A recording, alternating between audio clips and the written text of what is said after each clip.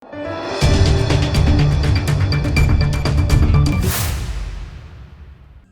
દર્શક મિત્રો, આપ જોઈ રહ્યા છો લોકમૈત્રી ન્યૂઝ. હું છું એન્કર અર્પિતા પટેલ. હવે જોઈએ અગત્યના સમાચાર.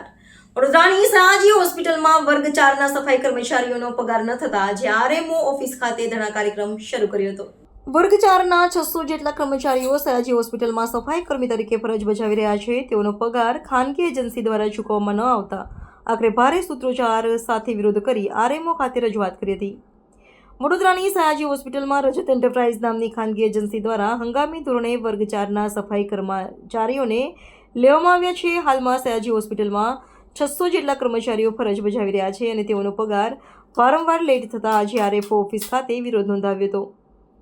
આ મામલે આરએમઓ દ્વારા 2 દિવસમાં પગાર આપવાનું આશ્વાસન આપવામાં આવતા તમામ કર્મચારીઓએ હડતાલ સમેટી લીધી હતી. 2 દિવસમાં પગાર નહીં થાય તો આંદોલન કરીશું તેવું સફાઈ કર્મી પ્રકાશ સોલંકીએ જણાવ્યું હતું. અમે 4થા વર્ગના કર્મચારીઓ છીએ, અમારો પગાર થયો નથી, જેને લઈને અમે આજે અહીંયા હડતાલ પર બેઠા છીએ. 2 મહિનાથી પગાર થયો નથી અને વારંવાર પગાર લેટ થાય છે. ના છૂટકે આ કર્મચારીઓએ કામનો બહિષ્કાર કરી હડતાલ પર ઉતરવું પડ્યું છે. Bureau report, Lokmaitri news, Vadodara. એક જ માંગણી છે કે અમારો પગાર કરો. અમારો પગાર બહુ મોડે થાય છે અને હું મારા ઘરમાં કમાવાવાળી એકલી છું.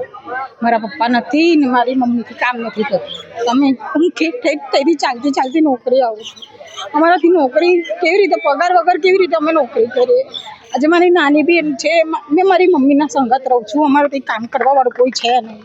તમે પગાર માટે ઊભા થઈએ છે તો પછી અમને બોલે છે કે તમે પગાર માટે હડતાલ પાડો છો, નોકરી પર નહીં લેવાના. યુનિફોર્મ નથી પહેરી લાવતા તો કે યુનિફોર્મ કઈ ગયો, મોડે આવે તો કાઢી મૂકે છે અમને લોકોને. આવી રીતે પગાર ટાઈમ પર કરતા નથી ને અમને બોલે છે કે પગાર કેમ નહીં. પગાર માટે કહીએ છીએ તો એ લોકો અમને એવું કહે છે કે હમણાં નહીં, 10 તારીખે થઈ જશે. 10 તારીખે કહે છે તો કે 15 તારીખે થશે, 17 તારીખે થશે. અમારા આખો મહિનો જાય છે. આજે મારો ઘરનું લાઇટ બિલ કપાઈ ગયું છે. ભાડું નથી અમારા ઘરે. મકાન માલિક આવીને અમારા ઘરે ઊભો થઈ જાય છે. લાઇટ કાપી નાખી છે મારા ઘરની. હવે અમે 3 લેડીઝ જ છે. અમારા ઘરમાં કોઈ જેન્ટ્સ છે નથી. અમે અહીંયા એસએસસી હોસ્પિટલમાં કામ કરીએ છીએ અને અમારું રજસ કોન્ટ્રાક્ટર નામ છે એનું. રજસ. કેટલા મહિનાથી પગાર નથી? આ મહિનાથી આ બીજો મહિનો. અને આ મહિને અમારી એક જ માંગણી છે કે અમને 11 વાગ્યા સુધી અમારો પગાર થઈ જવો જોઈએ. અને મારું નામ નેહા છે.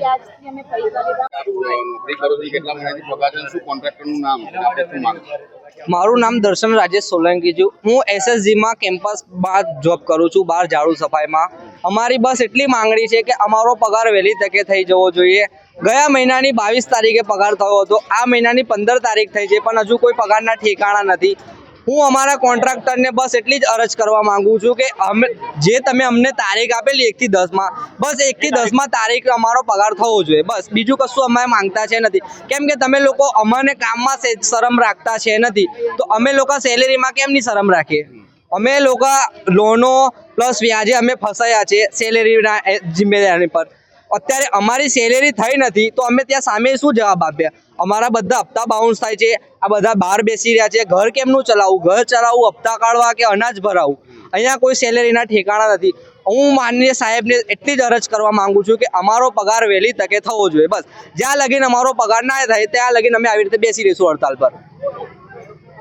લોકમૈત્રી ન્યૂઝ સાથે જોડાયેલા રહેવા અમારા યુટ્યુબ ચેનલને સબસ્ક્રાઇબ કરી ફેસબુક અને ઇન્સ્ટાગ્રામ પેજને લાઇક અને શેર કરો.